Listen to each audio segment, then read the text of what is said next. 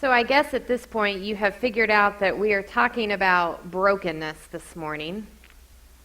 And we chose the movie Seabiscuit because you have all these different people involved in trying to create a winning racehorse. When really, when you watch the movie a little bit closer, you realize that what's going on in this movie is a bunch of different people who are coming to this racehorse with brokenness, whether in their own lives or their relationships or whatever's going on, and that they really need each other to be able to find the wholeness necessary to keep moving forward.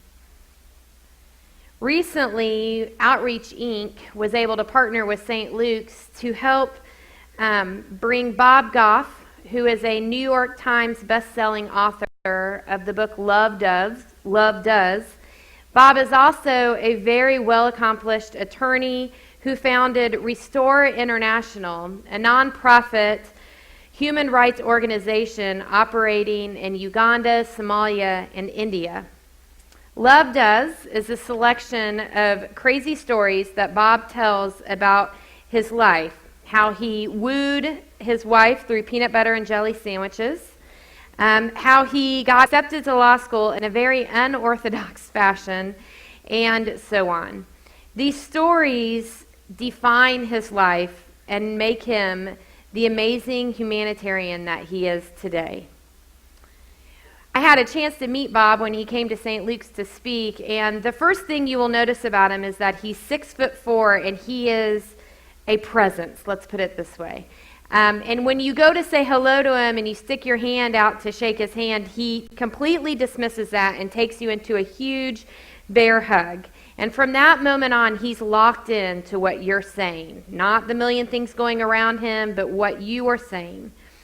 So after I met him, I began to think about the stories in his book a little bit differently. And I think the one that he tells that most shaped him is the story I want to share with you this morning. Bob decided that at the end of his junior year in high school, he was a terrible student, and he decided that he was going to quit high school and move to Yosemite, where he would be able to climb huge granite cliffs. Now, he did not have the body of a rock climber, but in his 17-year-old mind, this seemed like a really great idea, and so that's what he wanted to do. Around this same time, he had become friends with a guy named Randy, who he said had a really cool beard, drove a motorcycle, and mostly hung out in his high school cafeteria, even though he wasn't a student. It turns out that Randy was a Young Life Leader, which is a Christian organization that reaches out to teens. And this fact alone was enough for Bob to keep Randy at arm's length. But Randy was very interested in getting to know Bob, and Bob decided that he must not have any friends his own age, which is why he hung out with them. So he sort of took pity on him and decided to become friends. The morning that Bob decides he's going to move to Yosemite to begin his rock climbing days, he thought out of courtesy to their friendship, he should stop by Randy's house to give him a farewell. So he knocks on the door really early in the morning, and Randy comes to it half asleep, and Bob tells him, I'm headed to Yosemite, but just wanted to thank you for being my friend, and tell that girlfriend of yours goodbye for me as well. Still sort of asleep, Randy asked Bob if he could hold on just a second. And Bob says, sure. He was kind of ready to hit the road, but he said fine. And so Randy shut the door, disappeared for a few minutes, and when he came back, he had a backpack and a sleeping bag with him. And he said, I'm with you, Bob. Bob said up into that moment in his life, I had never had anyone take an interest in my life like that. In Yosemite, as you can imagine, jobs were very hard to find. Shockingly, people did not want to give a job to a 17-year-old dropout, not even to flip pancakes, Bob found out. And each time Bob made a move, whether right or wrong, Randy was with him and would say, I'm with you, Bob. Bob expected him to try and talk him out of it or tell him what a big mistake he was making or how ridiculous this whole thing was, but instead, over and over again, Randy was supportive and said, "I'm with you, Bob." Well, it only took about 48 hours for Bob to realize that maybe what he had planned was not going to work out as well as he had hoped. And so he decided to go ahead and head home. And as you can imagine, that long drive was very quiet. Every few hours, Randy would speak up and just ask, "How you doing, Bob?" There was never any judgment or lectures, just a simple, "I'm with you."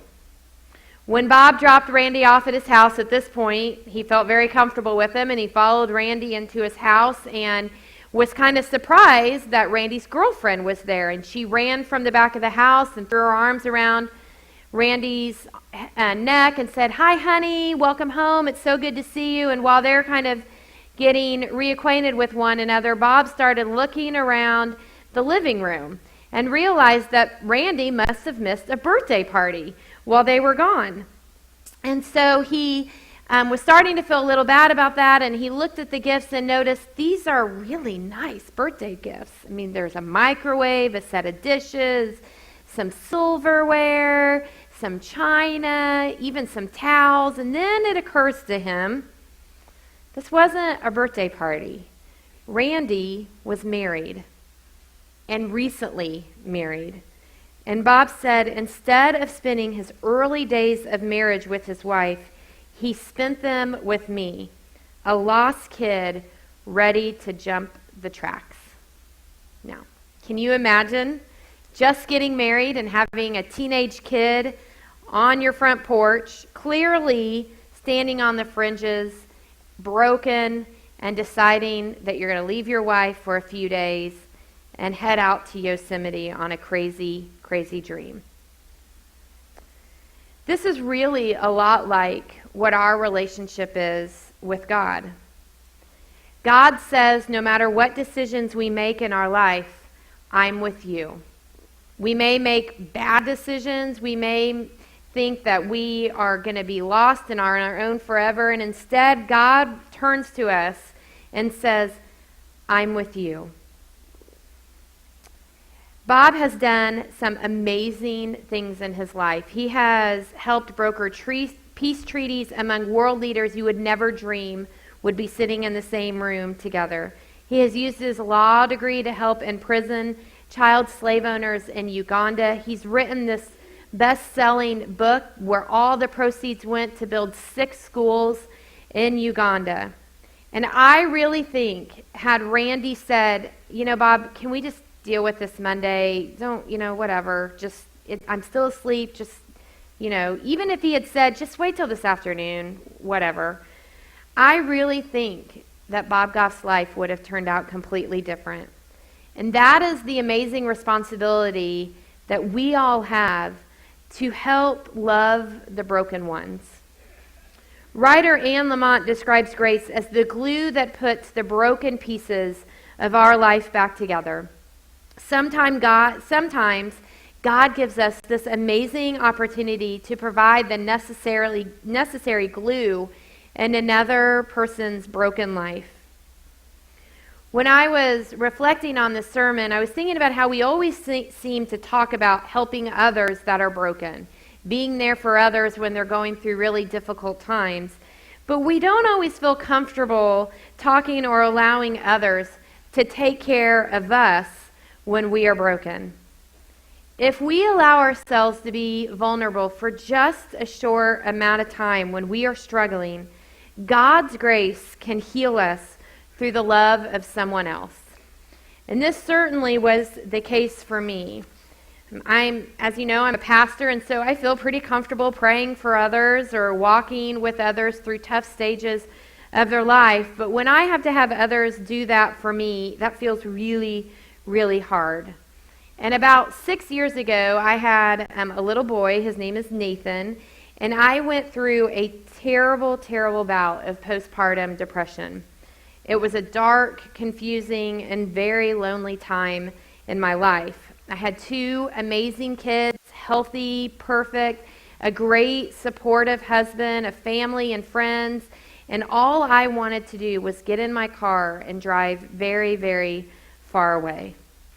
After about 6 weeks of living with this, we finally got a diagnosis that this was not just an ordinary case of the baby blues. It was something much different and that needed to be treated. In that time, Dave and I were both pastors in a very small rural farming community, and we were far from my family, and so Dave decided that the best thing to do would be to move me and the kids back to Terre Haute where my parents were living. When we were in Terre Haute, my parents were amazing. The way that they spoke, "I'm with you," was to not make me talk about why I was still at their house after about 2 weeks. Instead, my dad brought me my favorite chai tea every morning. My mom made sure that the freezer was stocked with my favorite ice cream, and they helped me take care of my children. Around this same time, my best friend Christy, who is not a phone gal at all, she's not a very big talker, she made sure to call me almost every single day for what felt like 3 months, just to tell me that she loved me and just to say hi and make sure that I was hearing a voice of support. I also had some friends in Terre Haute, here's another picture of a bunch of us at Disney World, who made sure they checked in with me, who made sure they did not pamper me or baby me or do any of the things you would think, but instead made me play board games with them, actually made me lose, which was quite rude in my opinion, but took care of me in a way that I understood that they were with me. So sure, when the drugs kicked in, I began to feel a lot better. But it was through my community and the way that they loved me that made me feel okay and not feel ashamed. God's grace extended through all of these people, and little by little, my broken spirit became whole. Seabiscuit is not a movie about a horse winning races. It's about a group of people who have faced life challenges and losses, and we're all broken in one way or another. It's about the healing that occurs when you have someone to love you through the brokenness and stick with you no matter what. This movie is full of examples of people saying to one another, "I'm with you."